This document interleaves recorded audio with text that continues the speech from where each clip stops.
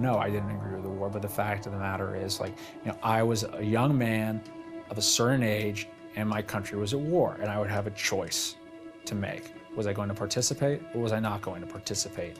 And I would remember that choice for the rest of my life.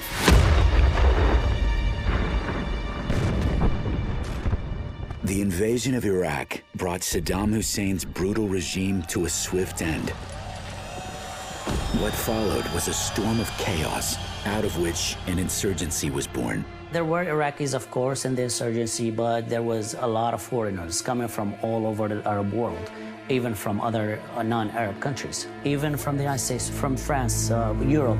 Among those vying for power, one Jordanian man stood out. His name was Abu Musab al-Zarqawi.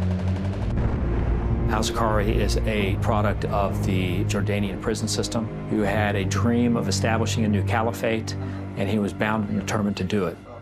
After America disbanded the Iraqi army, Zarqawi built one of his own, drawing thousands of fighters from inside and outside Iraq. The violence that Zarqawi preached was so appealing that people would come from all over the world to do the most horrendous and brutal things to people. It was a daily scene when you go out and see bodies dumped in the trash. They tied the kids into rocks and they threw them in the river. They cut their heads. It was horrible. You're either with them or you're against them. If you're not with them, or if you don't financially support them, you're dead by all means.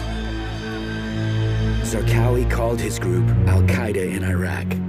Today we know them as ISIS.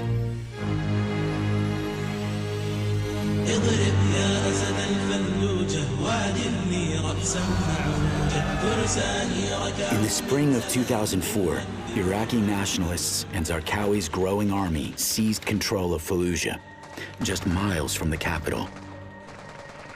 These terrorists were armed to the teeth. No one could fight against them. Fallujah kind of like was pushing a lot of danger into the country, pumping, like constantly pumping.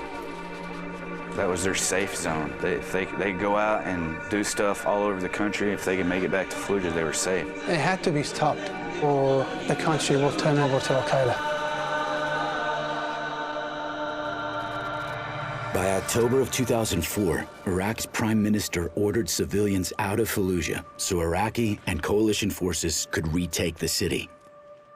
We are determined to clean Fallujah from terrorists.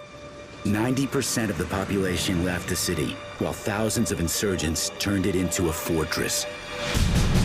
Early on November 9th, American and Iraqi troops entered Fallujah side by side. The next 6 days would be among the bloodiest in half a century.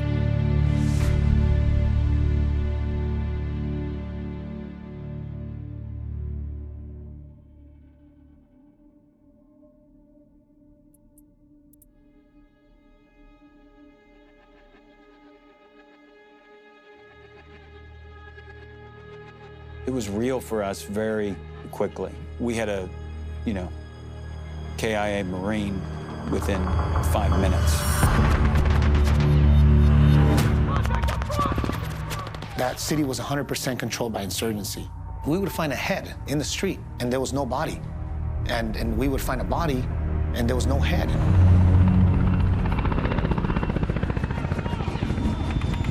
I knew this was an Al-Qaeda thing. This was a foreign fighter thing. I knew this was whoever the hell wanted to fight us in the whole world was coming to Fallujah. Early in the morning of November 9th, 6 battalions of American and Iraqi forces began pushing south to clear all insurgents from Fallujah. The only way you can clear a city is you have to search every house, you have to search every room, and you have to root out every insurgent. They'd remain static in a building, knowing that they're probably not going to live. They may not even have a way back out, but they're so heavily fortified that you have to go in there and get them. Every time we would go into one of those buildings, you never know what to expect. It's different every single time. The only constant was, the fear, the adrenaline, the unknown.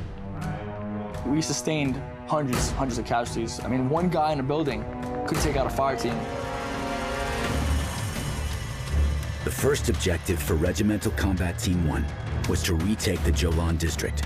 Jolan district was a district where that was kind of the Al-Qaeda's headquarters. And we knew that it was going to get hairy down there.